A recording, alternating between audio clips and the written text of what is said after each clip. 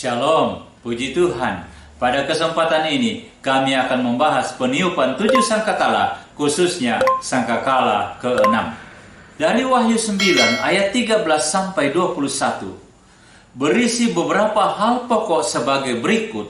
1. Keempat malaikat yang terikat di sungai Ferat dilepaskan untuk membunuh sepertiga dari manusia di bumi. 2. Rasul Yohanes mendengar jumlah pasukan berkuda 20.000 laksa. 3. Kuda dan orang yang menungganginya memakai baju sirah, merah api, dan biru, dan kuning belerang warnanya.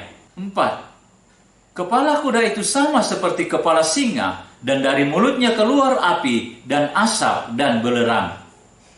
5. Olehnya dibunuh sepertiga dari umat manusia, yaitu oleh api dan asap dan belerang yang keluar dari mulutnya. 6. Tetapi yang tidak mati oleh malapetaka itu tidak juga bertobat. Mereka tidak berhenti menyembah roh-roh jahat dan berhala. Sangkakala ditiup sesuai permintaan kedua saksi dari sorga, yaitu oleh Musa. Peniupan sangkakala ke-6 adalah penghukuman bagi manusia secara umum, baik orang percaya maupun pengikut antikris. Keempat malaikat yang terikat dekat sungai Ferat adalah malaikat yang terikat oleh kuasa kegelapan. Keempat malaikat ini adalah malaikat yang sudah jatuh, dipengaruhi oleh Lucifer pada waktu Lucifer mengadakan pemberontakan di sorga. Keempat malaikat ini mengawasi dan mengendalikan keempat negara nuklir di dunia sekarang ini, yaitu 2 negara dari barat dan 2 negara dari timur. Keempat negara ini adalah Amerika Serikat, Inggris di barat, sedangkan di timur Uni Soviet dan Cina. Sungai Ferat menunjukkan pada perbatasan timur dan barat, batas dari pertarungan paham timur dan paham barat, batas antara pertentangan ideologi kapitalisme dan komunisme.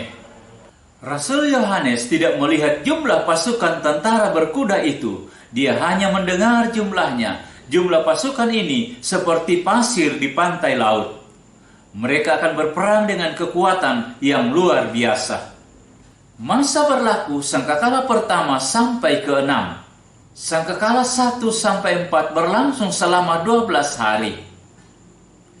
Sangkakala ke-5 lamanya 150 hari, berakhir pada hari ke-162 zaman Antikris.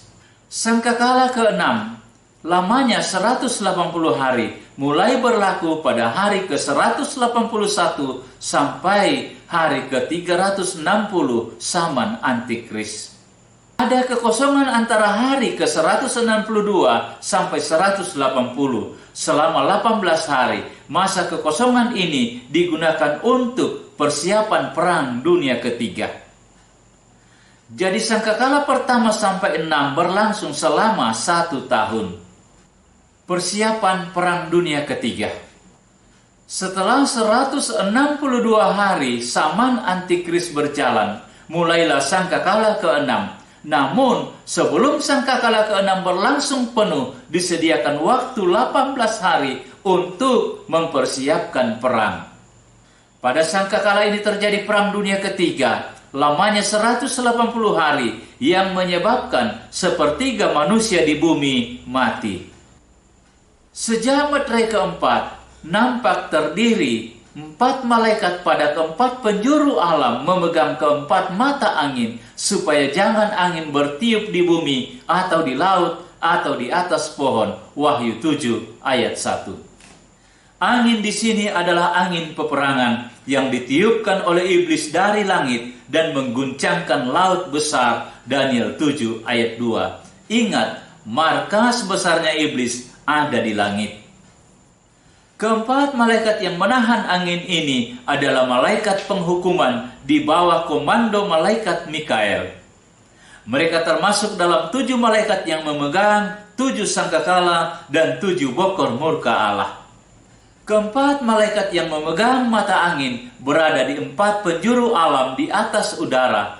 Angin di sini berbicara tentang angin peperangan. tugas mereka adalah menahan perang yang akan dikobarkan oleh setan. Setan berusaha menimbulkan peperangan, yaitu Perang Dunia Ketiga, karena perdamaian dunia sudah dicabut pada meterai kedua untuk menggagalkan pemeteraian 144.000 gereja pengantin mulia, yaitu gadis-gadis yang tidak bercacat celah untuk mengandung anak laki-laki seperti Maria.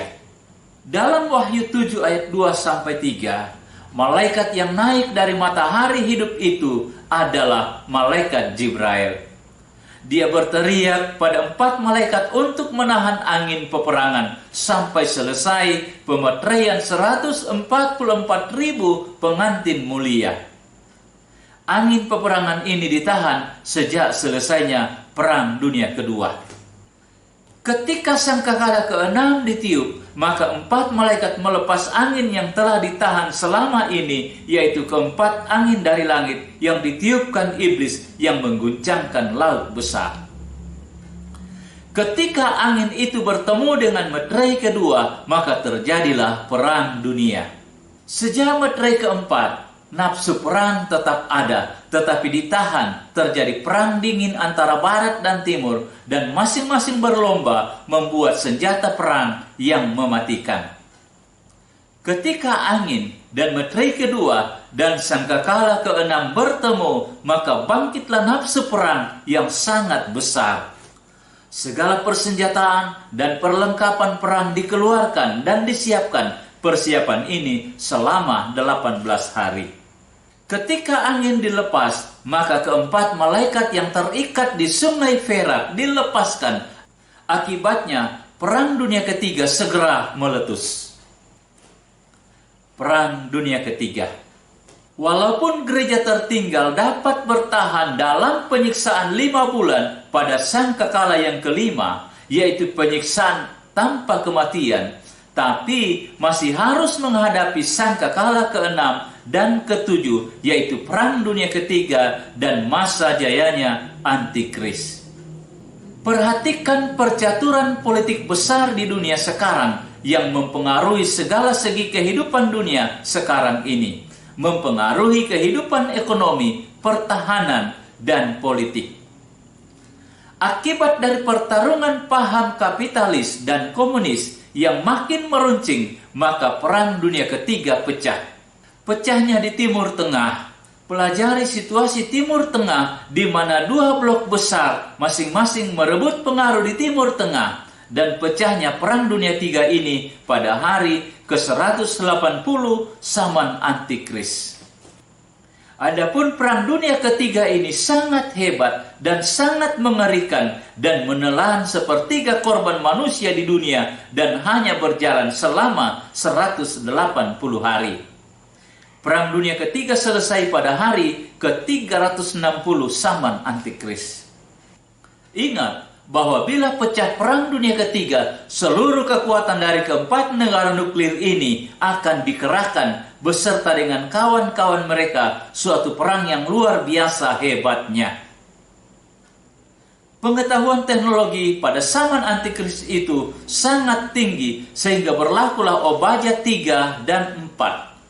Segala senjata-senjata modern akan digunakan saat itu. Adapun persenjataan yang digunakan dalam Perang Dunia Ketiga adalah selain pesawat udara yang dipenuhi bom nuklir yang dahsyat, juga menggunakan perlengkapan senjata darat yang mematikan. Tank-tank dan mobil-mobil baja yang diperlengkapi dengan senjata-senjata modern yang up to date, senjata yang rupanya seperti singa, senjata yang sangat ganas dan mematikan sehingga diumpamakan seperti singa. Ciri-ciri senjata ini adalah sebagai berikut. 1. Berlapis besi yang merah seperti api dan biru tua dan warna belerang. 2. Kepala seperti singa. 3. Mulutnya keluar api dan belerang. 4. Ekornya seperti ular yang berbisa dan berkepala.